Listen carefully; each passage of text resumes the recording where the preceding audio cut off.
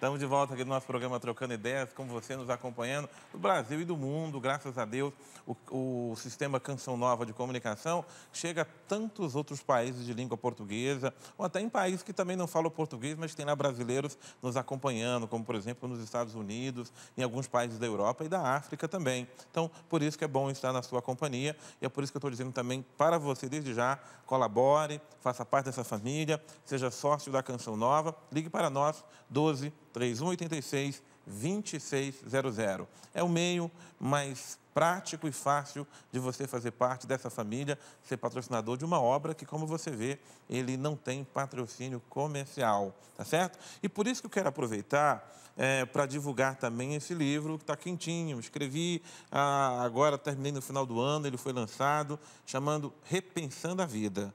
Nós estamos começando um novo ano e eu acho que é muito importante a gente repensar a forma como conduzimos a nossa vida, os nossos relacionamentos, os nossos afetos, os nossos sentimentos, aquilo que são também os nossos conceitos de vida. Como é que eu me relaciono comigo, com os outros, com quem convive comigo. Então, são reflexões simples, inclusive eu já digo isso logo no título, né? Reflexões simples, como simples deve ser a nossa vida. E quem tem lido o livro tem gostado, tem recebido muitos retornos. Eu queria que isso realmente fizesse parte da sua literatura. É um livro de cabeceira, você coloca ali do seu lado, lendo um capítulo ou um pouco mais a cada dia. Eu tenho certeza que vai trazer um recado muito especial para você. Eu tenho feito um desafio. Se esse livro aqui não tem algo para dizer para você, você pode devolvê-lo. Tá? Nós vamos dar o seu dinheiro de volta. Até agora ninguém devolveu, não. Então eu tenho certeza que esse livro vai ter algo muito especial para dizer para você, para a sua casa, a sua família e para alguém que você goste muito também, tá bom? Repensando a Vida, uma proposta para você começar um ano aí na graça de Deus. Mas deixa eu voltar aqui a minha querida Aline, porque eu sei que tem muita gente assim, ó, fervendo, querendo perguntar. Querida, com você então. A próxima pergunta é para o diácono Paulo, de uma mulher que pede para não ser identificada. Ela diz que seu marido a traiu várias vezes e sempre que eles começam a conversar sobre o assunto para tomarem uma decisão, acabam brigando. Porém, a última traição gerou um filho e está sendo muito difícil para ela lidar com essa situação. Ela pergunta o que fazer. Na verdade, a situação de uma traição é muito grave no relacionamento. E eu já tive a oportunidade de atender casais onde uma pessoa foi traída. Eu digo assim, tudo tem um porquê. E a gente tem que buscar o motivo, lá a causa primeira, a causa mais básica, né? Para você ajudar no discernimento pessoal, para que isso não se torne um ciclo, né? Vicioso de pecado e de erro. Por exemplo, a pessoa traiu porque a outra não corresponde em algum ponto. E normalmente quando se fala em traição, se fala na área da sexualidade, né? Traiu com outra pessoa porque esteve uma relação sexual fora do casamento. Então, como que está e como que é o relacionamento dentro do matrimônio? Né? Precisa repensar, como é que está? Um casamento estruturado, onde o relacionamento sexual faz parte e é bem trabalhado, existe o diálogo sobre isso, existe carinho, afeto, porque a relação sexual sem afeto, sem amor, ele é desumano. E, às vezes, o marido procura fora, porque dentro de casa não tem afeto, ou o contrário. Hoje tem muita traição da mulher, a mulher que trai o marido porque o marido dentro de casa não a trata com carinho, com jeito. Né? Uma forma de você trabalhar isso é o diálogo. Né? Só tem um caminho, conversar sobre o assunto e traçar novos planos. Não é determinismo dizer que porque traiu não vai mais dar certo. A igreja sempre tem uma palavra que é a palavra reconciliadora. Há a possibilidade de se tentar a reconciliação através do diálogo e do ajuste daquilo que não estava sendo bom. É preciso ver o que falhamos, o que caminhamos por caminhos que nos desencontraram. No meu livro eu trato da questão do encontro, o encontro afetivo, o encontro sexual, né, do casal. Aonde aconteceu o desencontro? Eu costumo dizer, um casal, antes da relação sexual, tem que conversar. Como você está? Como eu estou? Qual a disposição que temos para esse ato de amor? Muito mais do que um encontro carnal, de prazer, porque hoje o mundo se diluiu muito nisso, né? Na pornografia, no encontro da carne, né? Do prazer da carne. Dentro do matrimônio, o casal vive o amor. E se está acontecendo a traição, é porque esse amor, ele foi ferido por alguma coisa, alguma atitude, algum comportamento. Às vezes é a forma de falar, às vezes é a abordagem do esposo ou da esposa. Eu atendi um casal, uma situação, que ele dizia assim, que a esposa era fria com ele, não deixava ele tocar, não deixava ele se aproximar dela, passado assim, alguns anos de casado, 10, 12 anos de casado. O homem tem o desejo sexual, é a sua esposa, estão no leito conjugal. Então, não é natural que essa mulher tenha essa dificuldade. Então, talvez ela precise orientar para que ela busque ajuda médica, psicológica, onde que se rompeu o desejo pelo próprio marido. Então, a orientação que eu dou para essa pessoa é que entre num diálogo conjugal, até mandar um abraço lá para o pessoal de Uberlândia, tem um movimento de casais, chama Diálogo Conjugal, que é maravilhoso, mais de 2.000 casais, eu estive lá pregando para eles. O diálogo conjugal na área da sexualidade, para ver aonde que aconteceu o rompimento de um relacionamento normal que provocasse essa traição, né? Agora, aconteceu o filho. Filho é sempre filho, vai ter que ser tratado e ser cuidado, o pai vai cuidar do filho. Mas não é por causa disso que vai largar o matrimônio e se unir a outra pessoa. Ele reconstrói seu matrimônio. A igreja sempre tem essa palavra. Nunca pensamos em, vamos separar, buscar nulidade. Não, isso aí são outras formas que já quando não tem mais jeito, né? Pois é, obrigado, diácono. Vamos para a próxima questão. Vai para quem? Próxima é para o Padre Márcio, da Dona Maria do Carmo, que é sócia da Canção Nova, está aqui na nossa plateia. E ela pergunta por que alguns padres são contra os carismáticos e até que ponto isso prejudica a convivência deles com os grupos. Está ali, Dona Maria do Carmo, não é isso? Coisa boa, Dona Maria do Carmo. Muito história de onde, querida? De São Carlos, aqui em São Paulo. Obrigado por estar aqui conosco, tá ok? Padre, é para você a questão. Porque alguns padres são contra os padres carismáticos ou os carismáticos? Os grupos da renovação, né? Eu acredito que é por causa de alguns exageros que acontecem na renovação carismática, né? Graças a Deus, a renovação carismática amadureceu e muito na sua caminhada, né? No uso dos carismas, mas até pouco tempo atrás a gente verifica, sim, que houveram, né, os exageros, né? Tivemos muitos exageros na questão da própria oração, do jeito de rezar, né, do jeito, às vezes, muito fervoroso de rezar, né? Tem padres que criticam porque não se identificam com esse jeito de ser, né? Mas é um carisma, né? E, graças a Deus, tem lugar para todo mundo na igreja. Mesmo que o padre não goste, ele tem que respeitar, né? Ele tem que respeitar todos os carismas, como ele tem que respeitar os vicentinos, como ele tem que respeitar a pastoral familiar, como ele tem que respeitar a pastoral da sobriedade. Graças a Deus, tem lugar para todo mundo na igreja, e a renovação carismática é um desses carismas dentro da igreja. Claro que nós, e aí eu me coloco também, né, como renovação carismática, nós não podemos nos sentir autossuficientes, achar que nós somos os salvadores do mundo. Não, nós somos uma parcela que quer contribuir.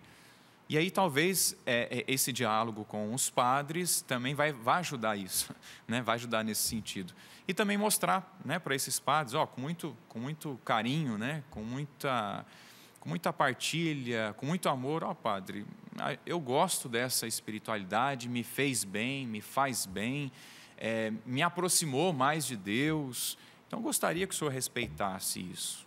E, graças a Deus, os frutos que tem produzido também a renovação carismática. Então, sem dúvida, né, a igreja se abriu também para a renovação carismática, para os carismas, para os grupos de oração, que é também algo que o Vaticano II sempre desejou, né? Que os leigos também tomassem as rédeas da sua vocação laical, né? Que assumissem os seus trabalhos, não apenas não apenas o sacerdote, não apenas o bispo é igreja, os leigos também são igreja e também dão essa participação. Então, a renovação carismática quer dar também essa participação, viu, meu querido padre?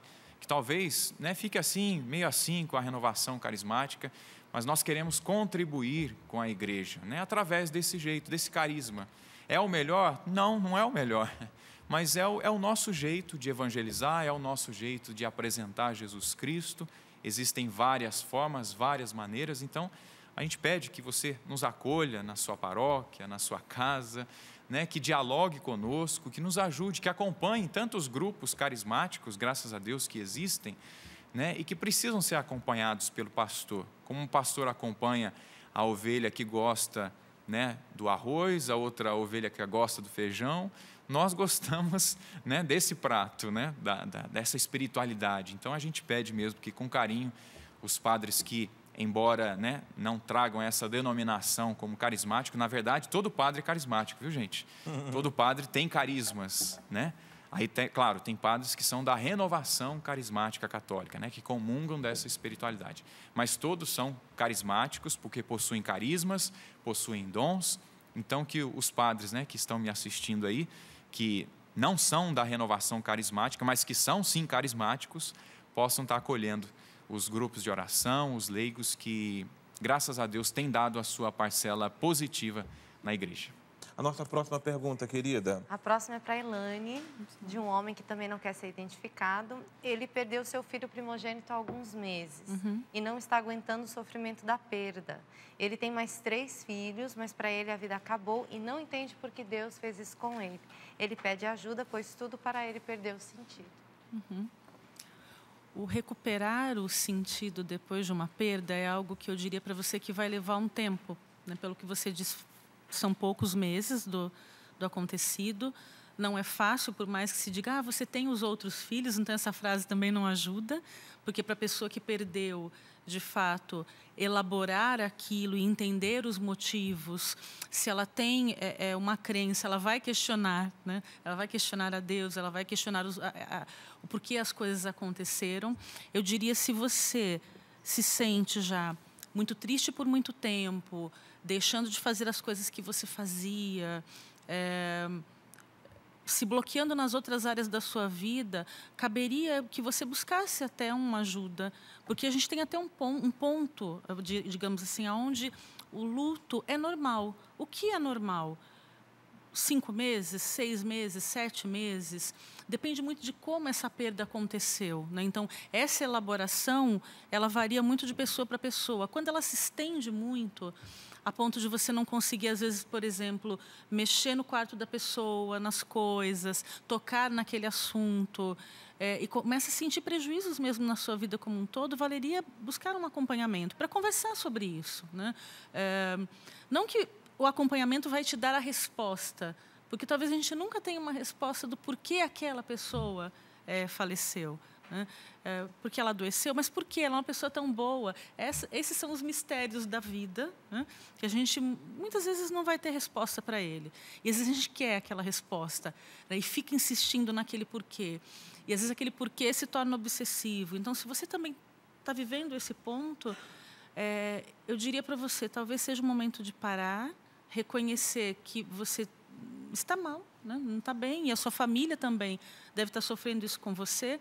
E muitas vezes esse apoio é um apoio familiar, você diz dos seus sentimentos, né, com relação à perda. Às vezes sua esposa e seus filhos também têm um sofrimento, ou seja, isso está sendo vivido coletivamente na família.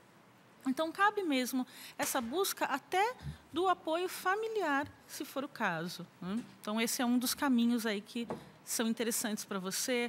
Às vezes, também, se você tem uma pessoa dentro da tua religião, me parece que você é um católico também, converse com um sacerdote, com um religioso, que às vezes também consegue te dar esse conforto, né, espiritual nesse momento de perda.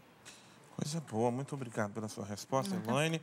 Padre, eu também gosto padre. Também gosto de dizer o seguinte para as pessoas que chegam com questionamentos, mas Bom, aconteceu, né? O fato é que aconteceu. E eu já tive a oportunidade de fazer exéquias de uma senhora de 50 anos que morreu de câncer. E do lado tinha uma família que estava velando um jovem, um adolescente de 12 anos. Né? É um mistério a vida, é um mistério a morte. Né? A gente não entende por que uma pessoa ficou com câncer, ele morreu com 50 anos, deixou 3 filhos, nesse caso que eu fui assistir. E depois o jovem com 12 anos, com toda uma vida para vivenciar. Então, a família tem que fazer mesmo esse trabalho acompanhado com o psicólogo, com o sacerdote, para poder não só entender, mas para poder dialogar sobre isso. Porque, às vezes, a pessoa tem que conversar mesmo sobre isso para poder procurar, assim, entender, mas também conversando, tendo novos horizontes, também se deparar com o sofrimento de outras pessoas. Não diria que essa é a solução também, mas tentar entender e tentar, dialogando, também perceber. Mas, já que isso aconteceu, tenho 3 filhos, mas não substitui, é claro, mas daqui para frente, o que dá para eu fazer? Quais são as boas lembranças que eu tenho a respeito dessa pessoa? Porque não adianta eu ficar na morte apenas. Né? Fica naquilo que foi positivo também que a pessoa vivenciou. Né? Eu pude brincar com ela, eu pude trocar ideias com ela, eu pude viver momentos bons com essa pessoa. Então, não fica só no negativo, não fica só questionando, porque vai ter perguntas que nós não obteremos mesmo respostas, mas fica com aquilo que foi positivo. E daqui para frente, o que eu posso fazer? Posso pensar coisas boas dessas pessoas. A nossa fé católica nos ensina a rezar pelas pessoas que faleceram. Isso é um grande conforto também, colocar lá na Santa Missa, acender uma vela para a pessoa. Então, daqui para frente, o que eu posso também fazer pela pessoa? E nesse sentido, padre, não perder o sentido da eternidade. Né? Porque a gente não tem resposta, isso citou bem, nós não temos resposta para muitos dramas, mas nós temos a nossa fé, que nos alimenta, nos ilumina, inclusive nessas situações de penumbra da vida. Né? São tantas situações obscuras. Eu tenho aqui na nossa plateia, por exemplo, uma senhora que é de Santa Maria, no Rio Grande do Sul. Né? Está ali Santa Maria, no Rio Grande do Sul. Vocês se lembram aquela tragédia que ceifou a vida de pelo menos 300 jovens, não é? 240 jovens que morreram naquela boate, numa noite, assim por diante. Então, até hoje, muitas famílias enlutadas, sofridas, não é? Sem entender, porque eram muito jovens. A gente pergunta assim, nossa, foi Deus que... Não, depois vem umas respostas assim que não ajuda. Deus que quis, não, Deus não quer a morte de ninguém. Deus castigou, não existe isto, né?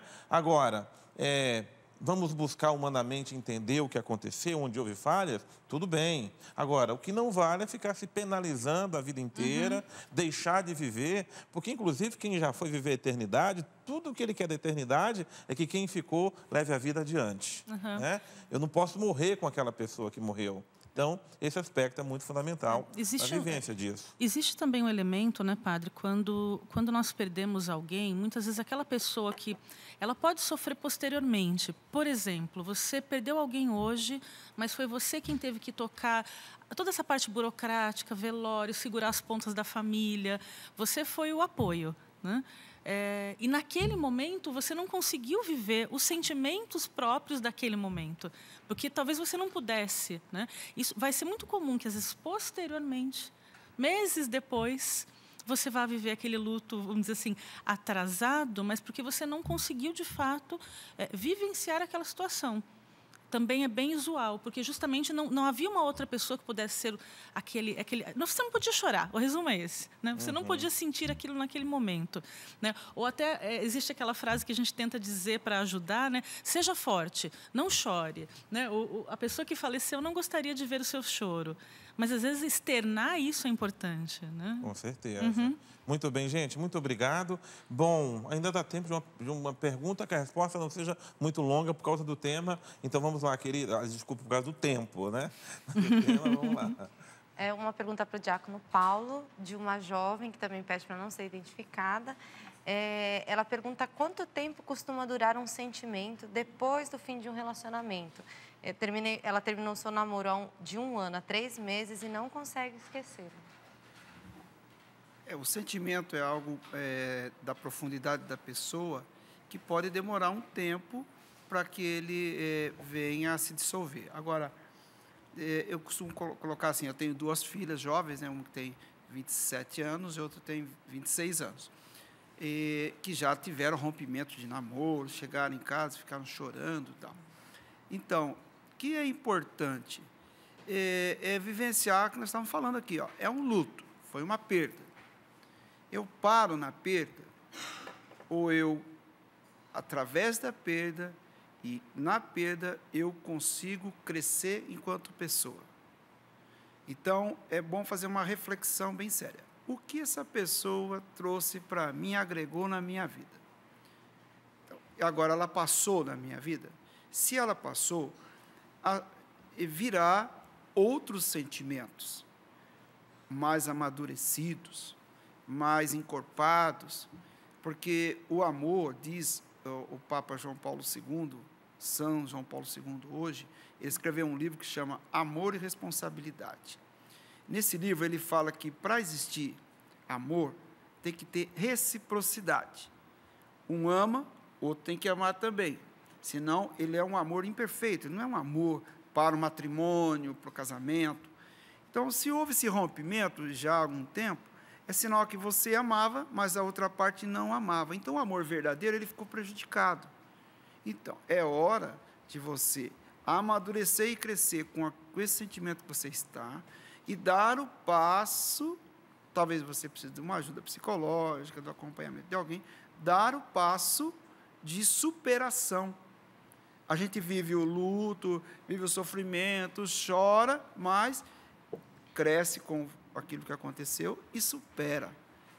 Aí, quando você superar, você estará aberta para um novo relacionamento, um novo sentimento, né? Se você é jovem, solteiro, é natural que você... eu amei alguém. Eu tinha uma namorada antes da Mara, mas aquele sentimento passou.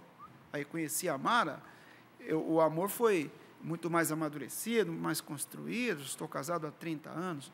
Então, o amor é assim. O amor, ou ele acontece de forma recíproca das partes, ou então ele não aconteceu. Ele é um sentimento que... eu fiquei tão apaixonado por aquele cantor, nossa, ele é lindo. Não, eu amo mesmo, mas não é um amor para o casamento. É claro, você teve um relacionamento, marcou a sua história, veja o que marcou, fique com o que é bom, e agora dê o passo da superação e se abra a novos relacionamentos, porque se você tem o dom, a graça, a vocação para o sacramento do matrimônio, o próprio Senhor vai, se você está no ambiente do Senhor, na igreja, te preparar a pessoa que vai ser aquela que vai ser a sua companheira na vida, para você viver a vida. Eu escrevo aqui no meu livro que amar alguém é escolher alguém para viver conosco a aventura de viver. A aventura de viver, é uma aventura viver. E é gostoso ter alguém ao lado. Se você tem a vocação ao sacramento do matrimônio, é claro, o padre não. Ele tem todo o povo de Deus, que é a sua esposa, né? Mas nós somos casados, escolhemos alguém para essa aventura maravilhosa de viver com altos e baixos, sofrimentos, mas também com alegrias. As pessoas ficam muito no sofrimento, viu, padre? E viver casado é muito bom. Às vezes não dá ênfase às situações maravilhosas, boas, felicidades. Né? Uma vez eu atendi um casal, ele falava tanto problema, eu falei assim, pera alguém, você não teve momentos bons? Começa a relembrar. Fica só no negativo, né, Diácono, é verdade. Coisa boa. Bom, dá tempo de a gente fazer mais uma perguntinha ainda, vamos lá? Essa próxima pergunta é para o Padre Márcio, da Vera Lúcia, que pergunta pelo Facebook. Se uma pessoa que vive com um companheiro sem ter casado pode receber o sacramento do crisma? A pessoa vive amaziada, está junto com a pessoa. Sem ter casado. Bom, ainda não. Né? A pessoa precisa resolver essa situação. Né? Porque o correto, qual que é o caminho correto? Namorar, cada um na sua casa, né? Respeitando um ao outro, né? é templo do Espírito Santo, o outro também. Então, o correto, né, seria fazer esse caminho, né, de poder namorar, de poder se conhecer, de poder receber os sacramentos, e nem é necessário, né, receber o sacramento da crisma para o casamento. Tem algumas dioceses que exigem isso, é claro, mas tendo esse entendimento que é para a formação da pessoa, que é para a pessoa chegar bem, né, e receber o outro sacramento do matrimônio. Mas, porque para casar basta o sacramento do matrimônio, o sacramento do batismo, né, para receber os outros sacramentos, é a porta para o sacramento. Então, se a pessoa ainda não se casou, ela precisa fazer essa preparação para receber o sacramento da crisma, e recebendo o sacramento da crisma, foi isso mesmo que... Perdão. Isso, o sacramento da crisma. Isso mesmo, né? Mas a pergunta foi se ela... Se ela pode receber o sacramento sem estar casada. Ah, tá, isso mesmo. Então, o correto seria ter recebido antes, né, os sacramentos para receber o sacramento do matrimônio. Mas já que ela não fez esse caminho, é importante que receba, sim, o sacramento, né, da crisma, para depois receber o sacramento do matrimônio.